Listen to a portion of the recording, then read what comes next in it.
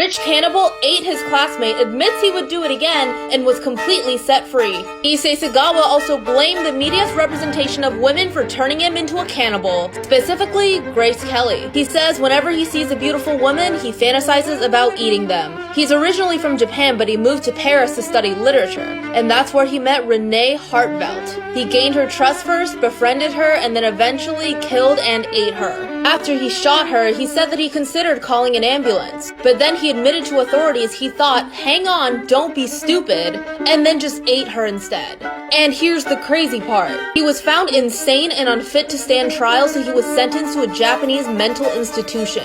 But because the charges in France were dropped, the court documents were sealed. Therefore, they couldn't be released to Japanese authorities. So he just got away with it. The story of the woman who turned her neighbors into cake. So Leonardo Cianciulli had a favorite son, right? This is him, this is Giuseppe.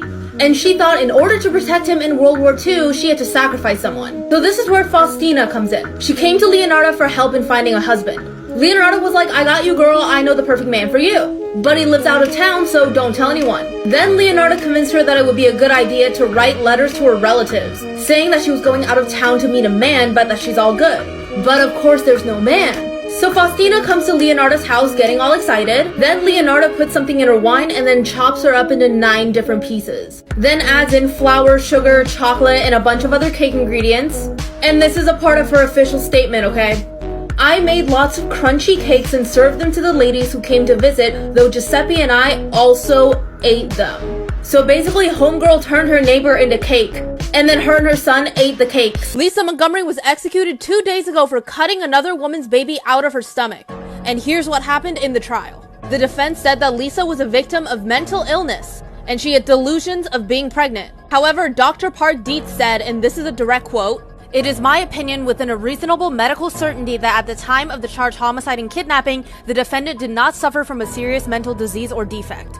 So he's saying that Lisa knew what she was doing at the time, and she did not have the mental disorder where she falsely believed that she was pregnant. She was also given a test to see whether or not she was psychotic, and the results say she's not a psychopath, but she is a pathological liar. Okay, in comes Kevin's statement, her husband. He said that he didn't know that Lisa got her tubes tied until her sister told him. It makes you wonder why he wasn't suspicious when Lisa showed up with a child. Some people also say her actions can be explained by the years of abuse that she suffered as a child. However, the jury didn't think that it justified her actions and recommended the death penalty.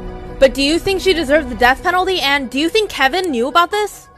The true story of the woman who helped over 600 other women poison their husbands.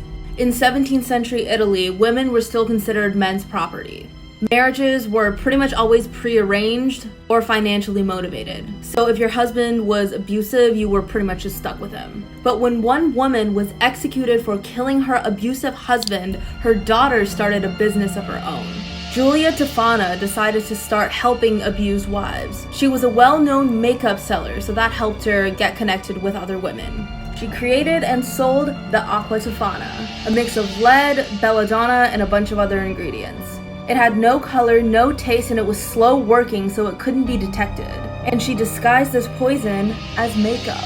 Eventually though, one of her clients had second thoughts and ended up ratting on her. Giulia then confessed to helping over 600 women kill their husbands and was executed. The real story of the slave owner and serial killer Delphine LaLaurie, also known as Kathy Bates' character in American Horror Story Coven.